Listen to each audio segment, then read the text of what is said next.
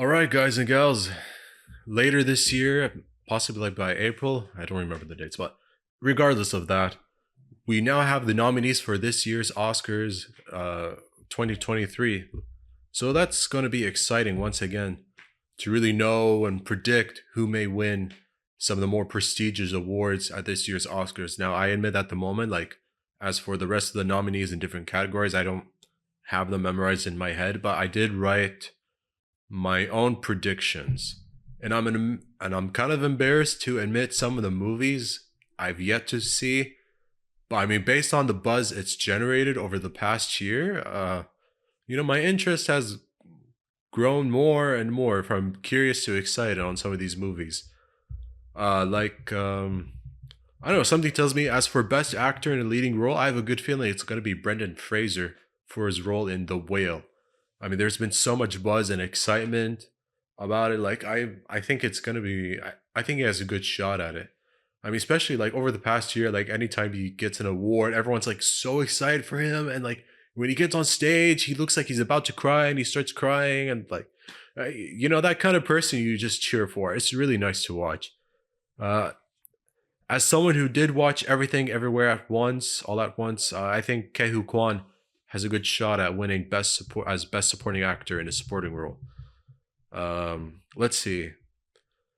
Uh, I'm gonna say Kate Blanchett as best actress in leading role in the movie Tar or Todd, I think whatever I was pronouncing it.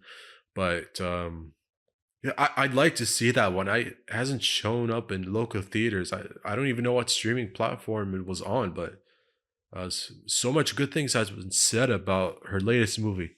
Now, as for best actress in a supporting role, I think Angela Bassett has a good shot from her performance in Black Panther: Wakanda Forever. Say what you want about those kinds of blockbuster movies getting nominations, but well filmed. I think really great performance as well. Um, yeah, Guillermo del Toro's Pinocchio. I have a good feeling it'll get best animated feature. I mean, it's a good thing it's still on Netflix. I like to see again. There's so much I'm watching through Netflix and OSN Plus and whatever that I've been like. I haven't had the. I didn't even like give myself the chance just to watch it, but something tells me it's definitely much better than Disney's live action remake that was on Disney Plus. So yeah, let's see. Best cinematography. Something tells me it's either going to be All Quiet on the Western Front or Empire of Light. This was a tough one. I admit I wasn't too sure. Best costume design. Either Babylon or Black Panther Wakanda Forever or even Elvis. That was a tough one. I just wasn't sure. Maybe Wakanda Forever will get great costume. Will be awarded for best costume design. I mean, it's just really great how it's all presented. Something tells me that'll happen. Okay, so best directing, maybe The Fablemans from Steven Spielberg or The Banshees of Inisherin. Yeah. Um, Something tells me I wouldn't be surprised if The Fablemans wins that award. It's sort of like a fictional story based on Steven Spielberg's life in a way. However, I do think as for best film editing, I think it'll go to Top Gun Maverick. I think that movie will get the award. Okay, so best makeup and hairstyling. I've been picking between the Batman or the Whale. Something tells me the Batman will win the award. You know what? Matter of fact, I used to pick one of them. Now I'm certain about the Batman winning the award.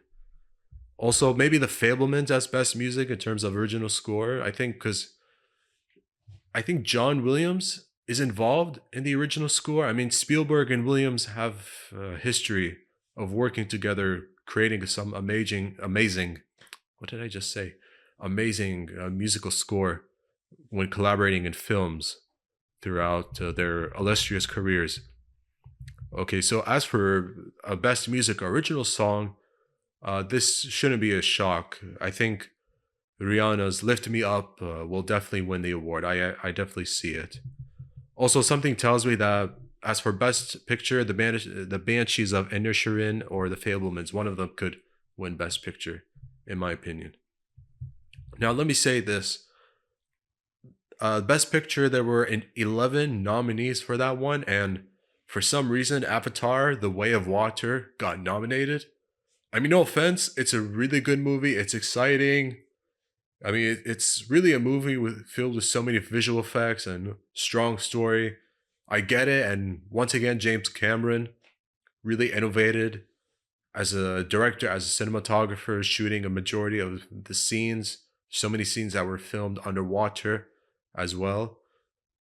But as a Best Picture nominee, no, not really. I disagree. It's not a bad film. It's just why that one in particular.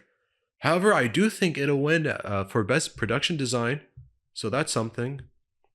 There were also other nominees. Before I'll get to that in just a moment, but I do think that Batman will be awarded for Best Visual Effects and Best Sound.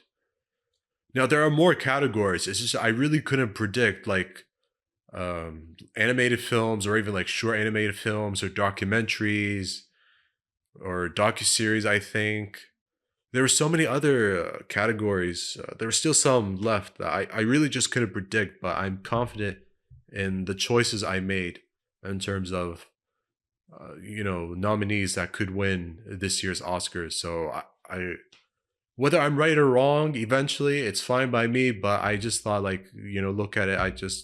I think it's just really fun to talk about since there's so much buzz regarding a lot of these movies generating a lot of excitement through different ceremonies, whether it's like Golden Globes recently, uh, you know, ongoing to this year's Oscars.